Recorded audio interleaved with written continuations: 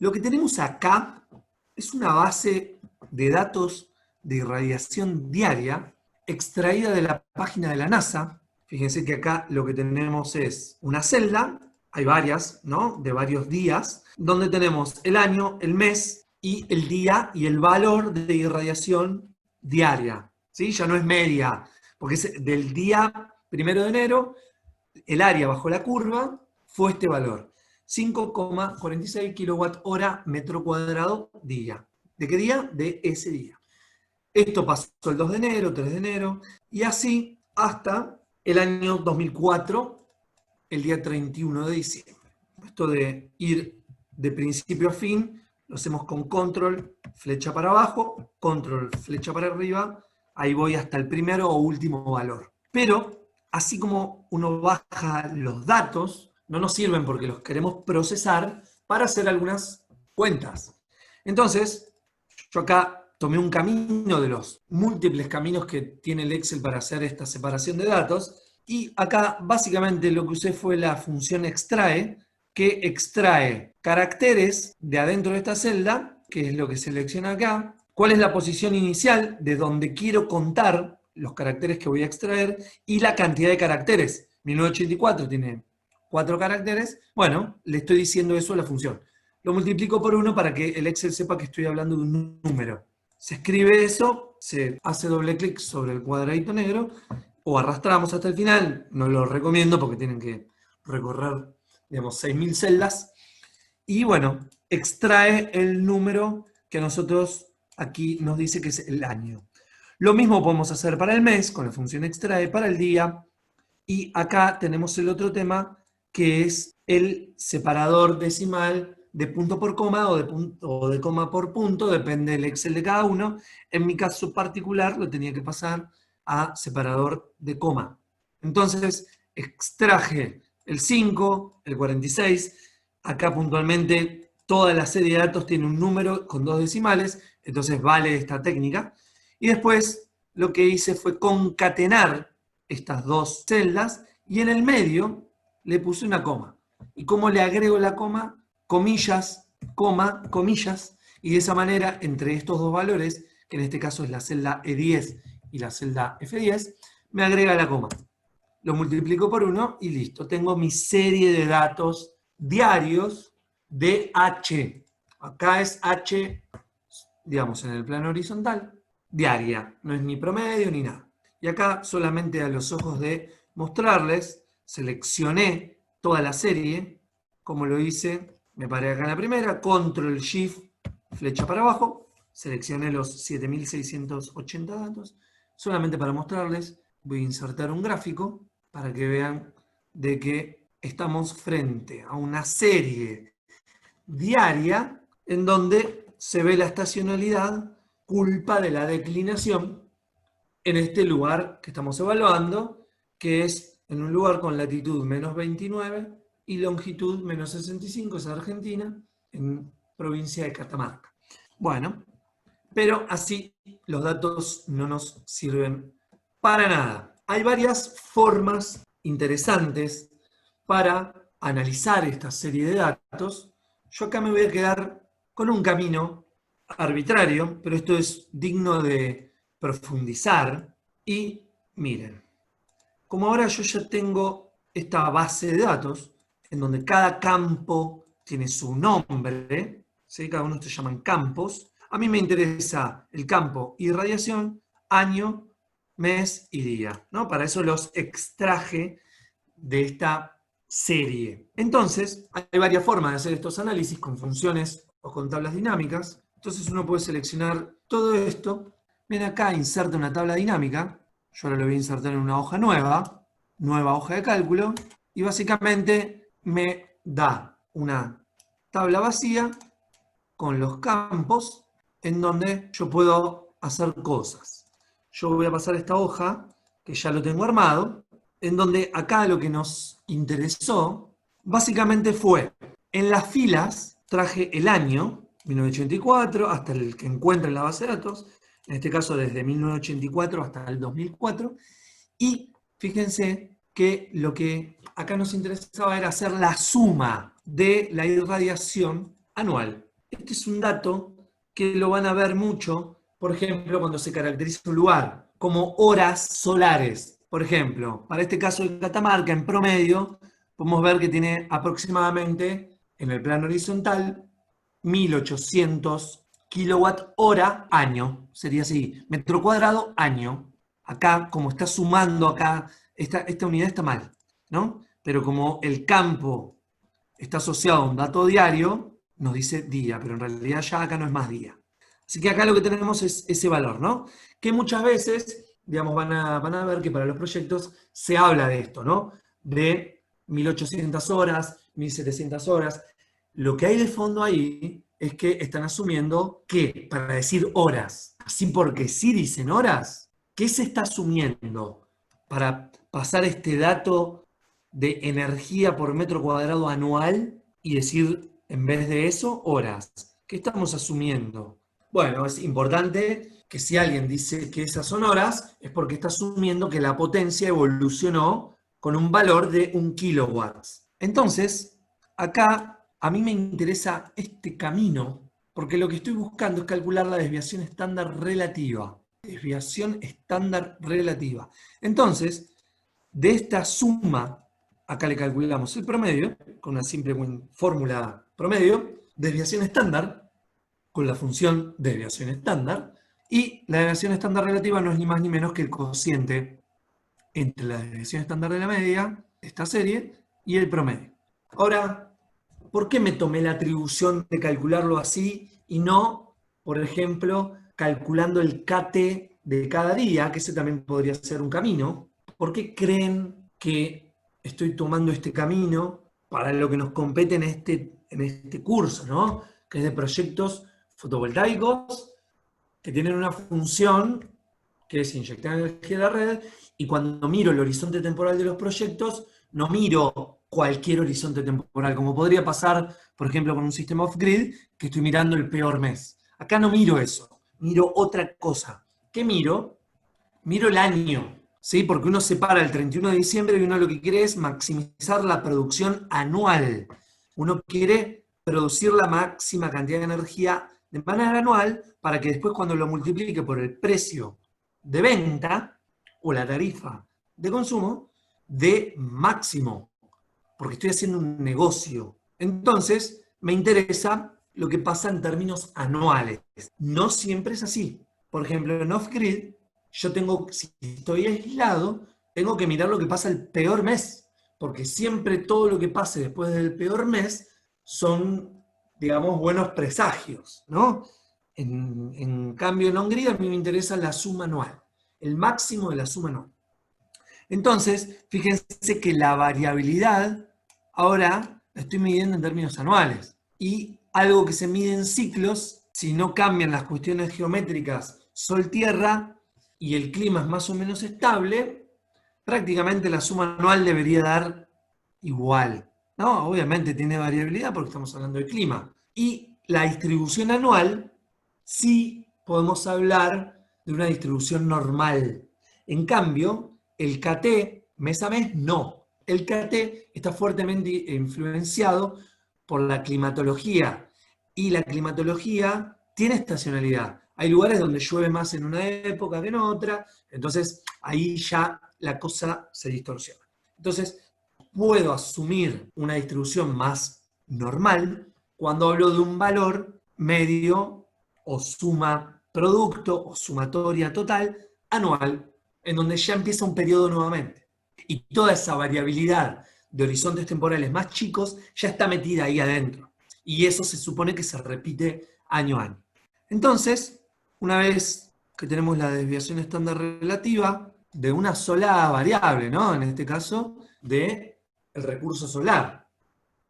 Entonces, acá lo que tenemos es la distribución de probabilidades. Entonces, después uno cuando calcula, por ejemplo, el flujo de efectivo de un proyecto, puede conformar, en vez de poner cantidad de energía, precio, y poner este valor de P50, el cual en el periodo 1 es 500, periodo 2 degradado por los módulos.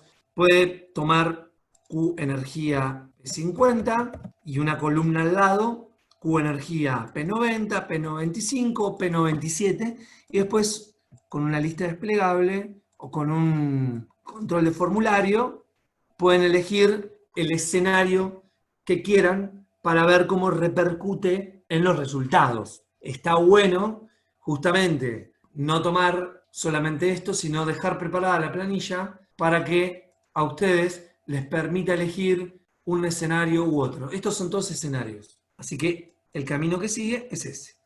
Conformar distintas columnas. Por ejemplo, yo acá tomo 2, P90, y acá iría este, en P90. Entonces, depende del escenario que elijan, el precio se va a multiplicar o por este, o por este, o por el que ustedes quieran. Después ven cómo responden el resto de variables en función de los distintos escenarios. En pocas palabras, teniendo en cuenta estas incertidumbres, el valor en P50 que calculamos anteriormente con el camino que ustedes quieran, este proyecto, desde el punto de vista energético, tiene un valor medio y una desviación estándar que me caracterizan lo que puede producir este proyecto. Media 500 MWh, desviación estándar 35,71 MWh. La desviación estándar tiene la misma unidad que el valor medio. Bien, entonces la idea ahora es, ¿puedo encontrar otro camino que a mí me permita de alguna manera evaluar como si fuera una simulación, pero ahora no de producción de energía como hace PVSys, sino una simulación que me dé un intervalo de confianza de los resultados y que yo pueda saber cómo varía en función de cierta cantidad de iteraciones? Bueno, ese camino es Monte Carlo. Básicamente, uno acá lo que tiene, en función de los datos que uno le da a la distribución, uno le dice cuál es el valor medio y la desviación estándar y obtiene la probabilidad. ¿Sí? Acá está como densidad de probabilidad. Pero si uno calcula la función acumulada, tiene la probabilidad de ocurrencia de esto que tenemos acá. Supongamos la energía de nuestro parque fotovoltaico, en términos anuales, está caracterizada de esta manera. 500 MWh año y la desviación estándar 35 MWh año. Así está caracterizado mi parque. Entonces, si recurro a graficar esa distribución de probabilidades, lo que tengo es esto. Esta es la unidad del eje. Esta es la distribución de probabilidad. Bueno, la desviación estándar es lo que viene definido por sigma. Si yo calculo la función acumulada de esto, es lo siguiente, o sea, la función acumulada es la integral de esto. Si uno va sumando acumulativamente pequeños fragmentos de esta distribución, lo que obtiene es esto. Como la curva del COVID, que tiene un pico y la función acumulada es así. Porque, fíjense, cada fragmento que voy sumando en esta zona, cada vez aporta menos, cada vez aporta menos, cada vez aporta menos, o sea, cuando voy sumando en este sentido, entonces, bueno, llega un momento que se estabiliza.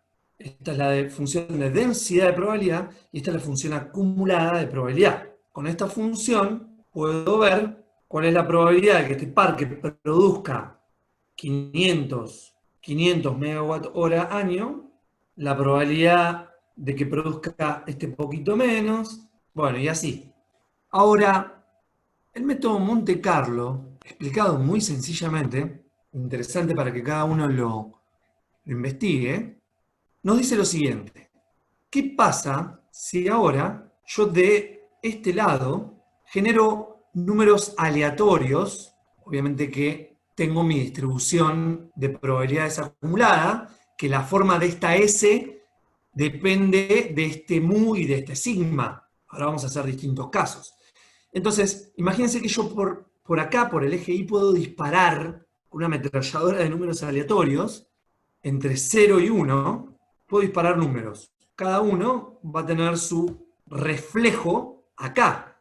Y como esta zona, digamos, es más abarcativa, yo acá tengo un montón de números probables en la zona central entre 0 y 1. Solamente son aleatorios los números. Solamente porque abarco más eje Y, todos los que dispare por acá van a caer cerca del valor medio, ¿no? O sea que va a haber una gran acumulación de reflejos en esta zona y cada vez menos acá. Si ahora tengo una distribución que es más picuda, que tiene menos desviación estándar, acá voy a tener una distribución de probabilidades con esta forma, y cuando hago la función acumulada, que es la suma acumulativa de toda esta área, va a quedar una cosa más así, ¿no?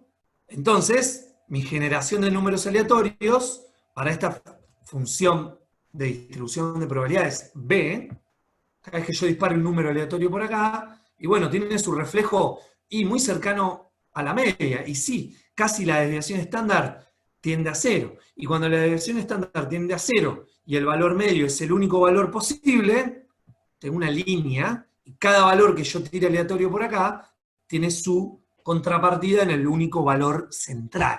Bueno, haciendo este análisis, mi idea es que quede más o menos claro de qué se trata la simulación Monte Carlo. La simulación Monte Carlo te dice, decime cuál es tu distribución de probabilidades, generame números aleatorios y generamos una serie de datos que respondan a esa distribución que vos me dijiste. Vamos a hacerlo con el Excel. ¿Qué le vamos a decir al Excel? Básicamente esa función que yo les mostré es la función distribución normal invertida. Porque la función distribución normal me pide el valor de probabilidad, la media y la desviación estándar. Y me da el valor que yo obtengo para esa probabilidad. O sea, el valor en P90, el valor en P95, etcétera, etcétera. Yo ahora lo que quiero es no decirle la probabilidad, sino que la probabilidad ahora va a ser un disparo de número aleatorio. Entonces, voy a tipear acá media, sigma, 535, vamos a poner las unidades, y lo que le vamos a decir al Excel, de manera muy sencilla, es lo siguiente. Distribución, vamos a buscar entre todas las que hay, fíjense que la simulación Monte Carlo se puede hacer con cualquier distribución. Distribución normal estándar, no. Distribución normal invertida.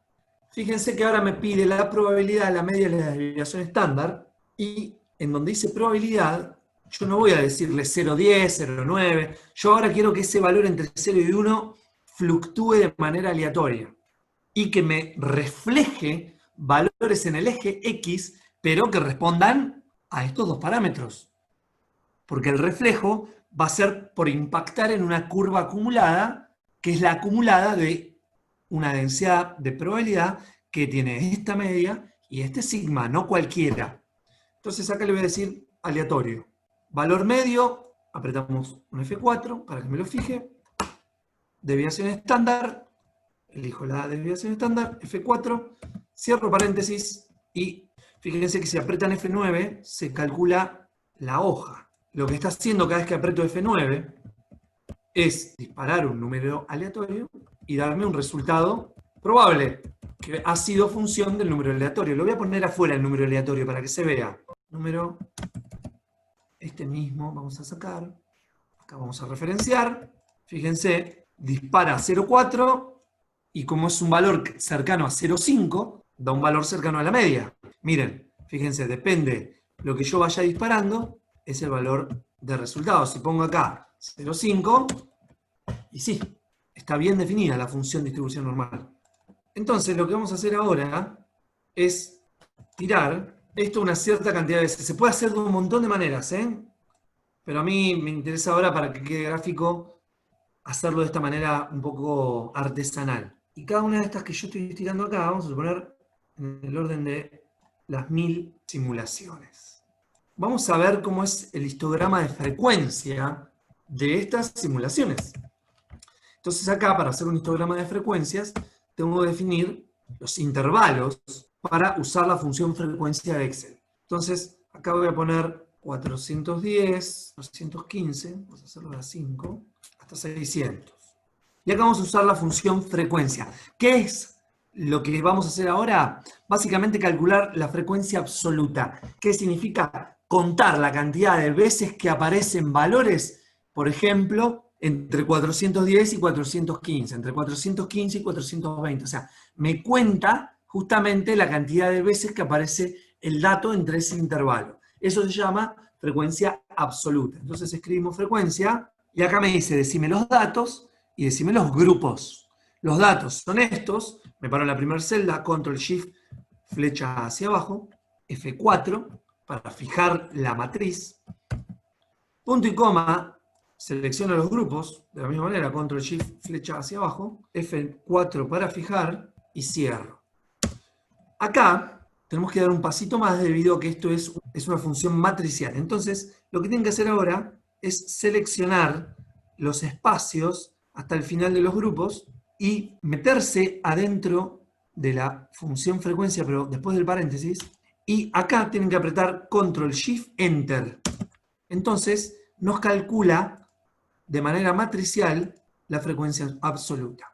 Entonces, por ejemplo, si yo ahora inserto un gráfico de barras, en el eje X tenemos los grupos, vamos a decirle, para que no sea tan tupido la cantidad de cosas que aparecen ahí, ponerle 10. Bueno, básicamente, lo que nos está mostrando esto, fíjense que si aprieto F9 otra vez, la cantidad de simulaciones, debido a que respeta la distribución de probabilidades que yo le asigné, y el valor medio, fíjense, vamos a calcular el valor medio de la serie de números finitos.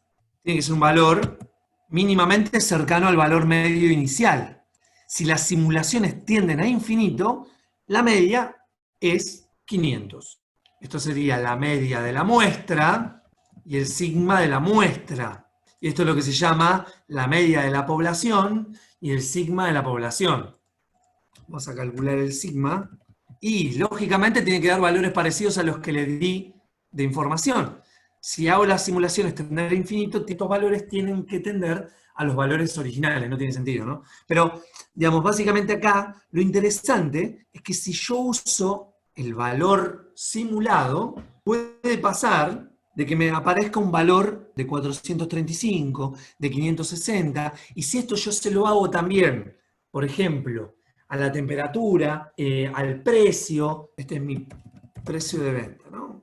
Vamos a poner $120 USD por megawatt hora. Si acá armo una columna que sea valor producido por precio F4, bueno, esto también va a responder a una distribución parecida a esta. Entonces, voy a poder ver cómo se distribuyen los ingresos probablemente. Interesante, porque yo después puedo tomar, digamos, o hacer muchas simulaciones y ver entre qué valor y qué valor voy a tener mis ingresos probables. Por ejemplo, acá yo podría hacer para esta simulación, que se puede hacer para el valor definitivo, ¿no? Pero a veces esto, como yo le voy dando incertidumbre, y no necesariamente esto es lo bueno, no necesariamente tiene que ser con la distribución de Gauss. Yo podría haber hecho la distribución invertida, pero no la normal, la de Weibull, la logarítmica, o cualquier otra distribución que exista. Por ejemplo, si la distribución de temperatura no es una distribución normal, bueno, en donde impacte, por ejemplo, en el PR, le digo cómo responde. Entonces, el modelo, cuando van multiplicando cosas con cosas, va tomando la variabilidad de cada una de las variables, y los resultados van a tener una forma que vaya uno a saber de qué se trata, pero es la forma propia del proyecto. Por eso está bueno el Monte Carlo. Acá lo hice con una distribución normal, pero uno le puede asignar a las distintas variables aleatorias distintas formas. Se pueden hacer unos análisis interesantes, porque uno ya no habla con valores medios. Uno puede decir, mirá, con el 90% de probabilidad, o sea, ya ahora como intervalo, o sea, entre este punto y este punto, o sea, integrando el área bajo la curva, pero desde no el infinito negativo ni positivo, voy desde acá a acá y digo, mirá, con un 90% de probabilidad ya no es de superación. Este parque produce entre 435 y 560. Es correcto hablar en intervalos. Es otra forma de expresar los resultados. Así que esto fue una explicación de alguna manera veloz de lo que es la simulación Monte Carlo. Cada uno después podrá ver en qué punto de sus proyectos, digamos, el que tenga ganas de avanzar y de ir armando su modelo un poco más detallado para justamente ver qué pasa así, el famoso qué pasa así, le aumento la variabilidad, sigma en vez de 35, 50, ¿no? Le tengo que cambiar los límites al eje X.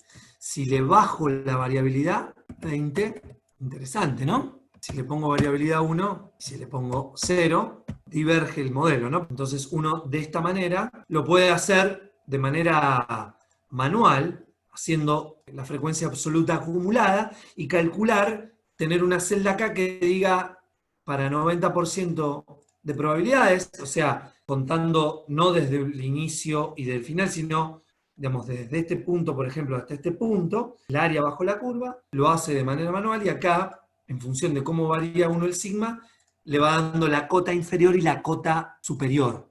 Entonces, uno ya se armó el modelo para decir las cotas. Pone cota inferior, cota superior y ya tiene los datos. Hasta acá fue una breve aplicación de Monte Carlo a una de las tantas variables aleatorias que componen a un proyecto global, como es un fotovoltaico de inyección, que tiene un montón de variables aleatorias ahí para descubrir, en donde empezamos con una caja negra y terminamos con un montón de cables desconectados al final, ¿no?